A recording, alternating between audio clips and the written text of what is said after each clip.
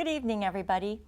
I'm Mary O'Connor with the Alaskan Aviation Safety Foundation and the National Institute for Occupational Safety and Health. On behalf of Alaska Public Media, thank you for watching Hangar Flying. This evening, we are pleased to have Kate Jaronitzky on our show. Welcome to the program, Kate. Thank you. Kate is a pilot who's working on her ratings and is a student at a local university. Kate's also working at a local flight school. It sounds like you have a lot going on, Kate. I do, as a matter of fact. And you recently received a new rating. Can you tell us what you accomplished? I just got my commercial license here on October 2nd. Congratulations. Thank you. Now, you did things a little bit differently than some people in Alaska who are working on a career in aviation. Where did you do your training? I actually flew down, not personally flew, but took a commercial flight down to Minnesota to get an advanced rating, so to just get it within a few days. And why did you choose to go out of state to do this? Alaska, unfortunately, doesn't have too many training facilities for the more advanced commercial rating.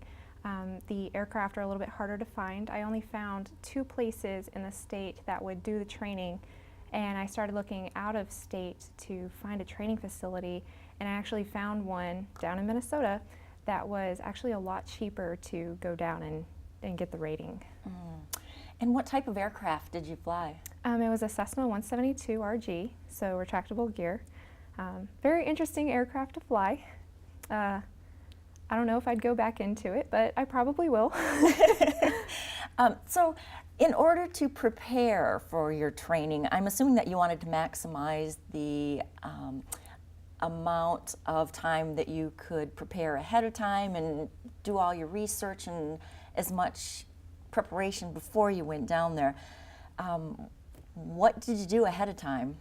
Well, I got my written test out of the way as quickly as possible, just decided to knock that out so I didn't have to worry about it.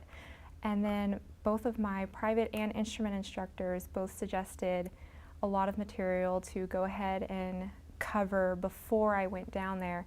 And so I really had the ground knowledge that I needed to go and take the test, the oral test. And so after getting that done and out of the way, when I went down to Minnesota, I could actually just focus on the flying portion and then just do a little bit of ground to make sure that I was prepared for the test. Okay. And what was your schedule like once you got there then? I had an instructor from 9 to 5, and I could do whatever I wanted with them during that time, either flying or ground. And during the morning is when we would fly, just because the turbulence was not there. After about 1 or 2, it was getting pretty bumpy, so we decided to just call it a day at that point and see if we wanted to do some ground. Sure. And how long did you spend in Minnesota then doing this training? I actually spent a little bit longer than I would have liked. It was a 5-day course, but I was down there for about a week. The place in Minnesota is just west of Lake Superior, so we did have some fog issues there. Visibility was about 1/8 of a mile. Wow. So we did have some issues. We had some ground days of no flying, but we managed to get through it. So you also had a fair amount of flight training in Alaska under your belt before you went there. How does Alaska compare as a flight training environment versus Minnesota? Alaska is completely and totally different. I mean, if you're going to go on a cross country and you're leaving out of Anchorage, the only 2 places you can go are Talkeetna or Kenai. Going in the lower 48, you can go in any direction you want to, not have to worry about the mountains whatsoever. It's actually pretty boring flying down there. It's pretty darn flat. I really enjoy flying in Alaska.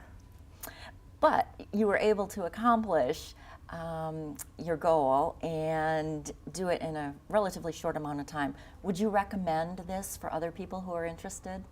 I would recommend it if they are trying to save a little bit on money, possibly spend that money on another rating.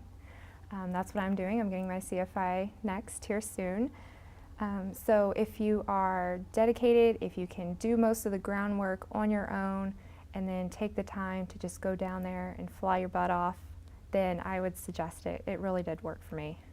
And it's a lot of hard work, right? It is a lot of hard work, but it's really enjoyable. So that's definitely something somebody would have to look at, being able to focus completely, preparing ahead of time, and then just sticking their nose to it and getting it done. Oh, definitely. Well, congratulations and thank you for being with us, Kate. You're welcome.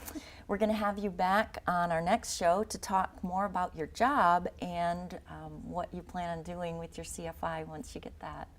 Thank you. Thanks. Thank you to Alaska Public Media for their support of Hangar Flying and helping us to bring you the show. We really appreciate being able to bring you the names and the faces of some of the new aviation professionals in Alaska. Thank you for watching Hangar Flying, and until next time, fly safely.